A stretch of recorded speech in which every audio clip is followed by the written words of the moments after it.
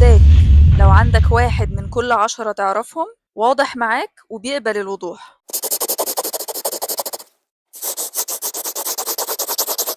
تفتكروا ليه معظمنا بقى بيحب جدًا اللف والدوران وتشغيل الدماغ، وفكرة إن ما حدش يبقى واضح مع حد لإن إحنا أصلًا مش واضحين مع نفسنا؟ يعني إيه مثلًا آجي أقول لك والله أصل أنا فعلًا اتضايقت مثلًا من الموقف الفلاني، أو أنت لمّا قُلت الكلمة دي أنا حسيت بكذا، أو أنا ما أحبش كذا، أو لأ دي عجبتني، دي أنا أحب فيها كذا. أو دي لو عملت فيها كذا هتبقى أحسن، أو مثلًا لو حتى بلاش هو اللي يعمل، لو أنت رُحت وقُلت له مثلًا أنا مثلًا اتضايقت من الحاجة الفلانية دي، فمش هيعرف يتصرّف، ما بنعرفش نتصرّف مع التعبير عن المشاعر، ما بنعرفش، بنعطل، بنحس اللي هو لازم ندفنها، المشاعر دي حاجة لازم تتدفن، ونعمل نَفْسنا مش واخدين بالنا منها ونتجاوزها وخلاص، اللي هو خلاص أنت فاهمني، ف فهتبقى عاذرني فبالتالي خلاص هتعدّي الموضوع منّك لنَفْسك كده وهتتعامل عادي كده لوحدك، أنت هتراضي نَفْسك. أو أنت مثلًا هتلاحظ إن في حاجة حلوة فخلاص أنت فهمتها، أنت لقطتها، مش محتاج إن أنا أقولها لك. فالحقيقة أنا مش عارفة ليه معظم الناس بجد بنسبة كبيرة جدًا، يعني فعلًا أنا باتحدّى إن يكون واحد من بين 10 في حياتك واضح وصريح وفعلًا زي ما هو من جوّه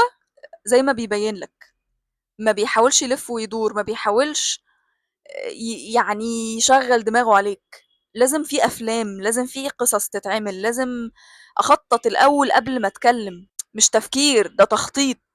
يعني مش مجرّد إن أنا بافكّر عشان أفلتر الكلام عشان أتكلّم بطريقة ذوق أو منمّقة، لا، لأ، إحنا بنخطّط قبل ما نتكلّم، بنخطّط قبل ما ناخد الخطوة، بنحاول ندرس يعني حاجة كإنّها مخطط كده سياسي. وللأسف إن إحنا بنعمل ده وإحنا كمان بنسيء الظن بالناس، يعني ممكن حتى لو حد كان واضح معايا وجه يبين لي ووضح لي الوضع تمامًا، أنا ما باصدقوش، لو جه قال لي مثلًا أصل أنا فعلًا كنت مشغول في الوقت ده وما كلمتكش أو ما رديتش عليك، فأنا مش هاصدقه وهاقول لأ ده بيشتغلني، ده أكيد كان قاعد فاضي عادي ما عندوش حاجة بس هو عايز يخلع وخلاص وبيقول كده أي كلام. فغير إن إحنا كمان مش واضحين مع بعض، إن إحنا كمان بنسيء الظن بالشخص اللي واضح، لإن مستحيل تكون واضح وpure أكيد أنت بتشتغلني، أكيد أنت كمان بتشغّل دماغك عليَّ، أكيد بتقول لي حاجة عشان أو بتعمل حاجة عشان أستنتج منها حاجة، فأنا أقوم مدّياك رَد فعل فتستنتج منه حاجة، لأ، لأ، لأ، الموضوع صعب، لأ، الموضوع صعب ومُرهق جدًا، لو طول الوقت أنا بافكّر في خطط وباشغّل بقى دماغي وأقعد بقى وأتكتك وأشوف أصل هي لمّا بصّت لي البصّة دي كانت تقصد كده أكيد، أكيد ما كانتش ما فيش حُسن نيّة في الموضوع خالص. فهل ده ليه علاقة مثلًا بإن أنا أصلًا مش واضح مع نَفْسي؟ أنا أصلًا ما باقضّيش أي وقت مع نَفْسي ولا أنا عارف نَفْسي أصلًا عايزة إيه والّا بتحب إيه والّا أنا مش واضح مع نَفْسي، مش واضح مع عيوبي، مش واضح مع النواقص اللي فيّا، فالأكيد إن أنا مش هابقى عارف أبقى واضح برّه. لو أنا مثلًا ما كنتش في بيت قادر يعبّر عن المشاعر، وكل البيوت ما في الغالب ما بتعبّرش عن المشاعر، بس مع الوقت بيطلعوا الصغيّرين بيتعلّموا، فبيعلّموا أهاليهم المنظومة بتكتمل، بس أنا ما عملتش كده، أنا مشيت على نفس النهج إن أنا طالع من بيت ما بيعبّرش عن المشاعر، وناشفين كلّنا وخلاص وإحنا فاهمين بعض وخلاص، فبالتالي أنا متوقّع من الناس إن هي كمان هتكون فاهماني أو القريبين منّي يعني، فمش محتاج إن أنا أعبّر عن المشاعر، مشاعر إيه ومسخرة إيه. والّا مثلًا علشان فكرة الرفض، ما هو أنا مثلًا لو جيت اتكلمت مع حد مثلًا بوضوح معيّن، وهو ما كانش عنده رَد فعل لطيف، فبالتالي هيحسسني بالرفض، فبالتالي دي حاجة أنا عمري ما هاقبلها تمامًا، وكأن الرفض ده يعني سكينة نزلت على دماغي ونهت حياتي تمامًا، كأن قيمتي متعلقة برأي الشخص ده أو بمشاعره ناحيتي أو بأيًا كان. والّا ليها علاقة بصورتي أنا عن نفسي، لو هي مهزوزة، لو أنا مش شايف نفسي كويس، لو أنا مش واثق من نفسي بشكل أو بآخر، لو أنا كنت باتعرّض لانتقاد كتير وأنا صغير مثلًا أو حتى لغاية النهارده، فبالتالي هابقى شايف إن أي بَصّة ليّا هي معناها تريقة، أي كلمة بتتقال بصوت واطي يبقى هي تنمُّر، يبقى مش عارفة أي ناس بتضحك يبقوا بيضحكوا عليّا. أصل هي ما ردِّتش على الmessage بتاعتي غير بعد يوم، فأنا مش هارُد غير بعد يومين، ما هي لو تقيلة أنا أتقل. يعني فاهم؟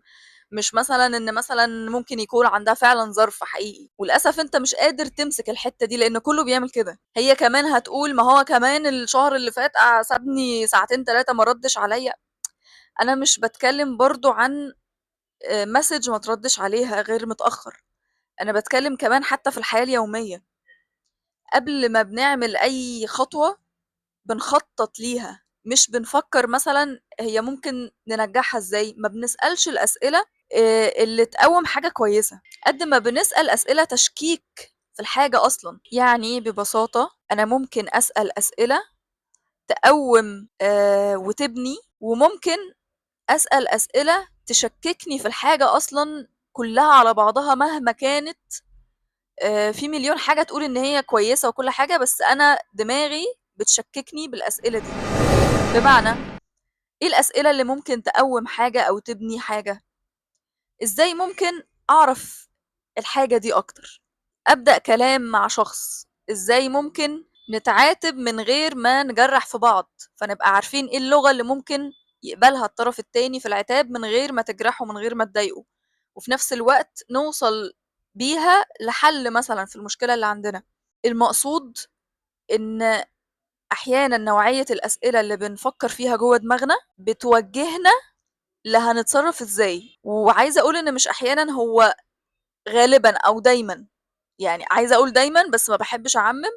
بس أنا بالاحظ إن نوع الأسئلة اللي باسألها جوّه دماغي هي اللي بتحدد لي أنا هاتوجه في الأكشن بتاعي ناحية إيه. لو أنا أسئلتي ناحية تشكيك فيه وسوء ظن، فالطبيعي إن أنا يا إما مش هاتحرك من مكاني خالص، هاسيب الموضوع كده وخلاص أيًا كان بقى إيه اللي يحصل مش مهم، اللي زعلان زعلان، اللي مبسوط مبسوط، اللي عايز يعمل حاجة يعملها، أنا ما ليش دعوة. أنا شخص سلبي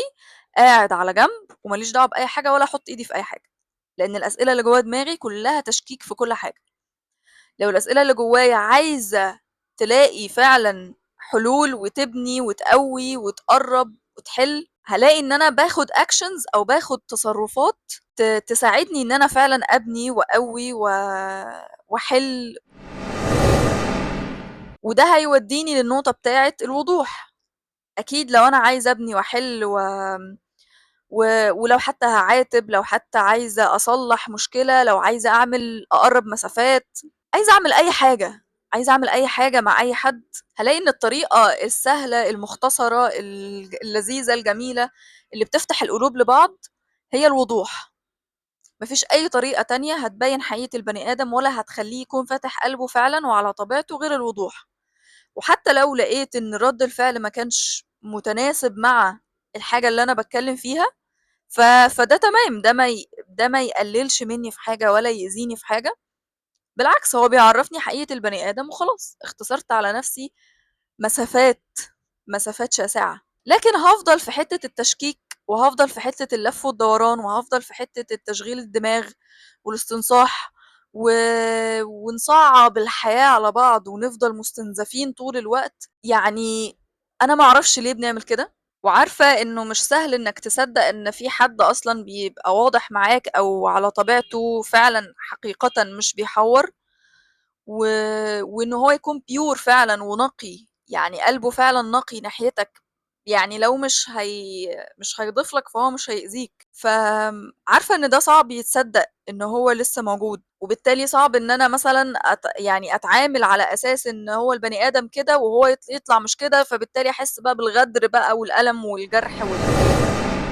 بس عايزة أقول لك حاجة، مش مهم البني آدمين، البني آدمين بتروح وتيجي، الصور بتختلف،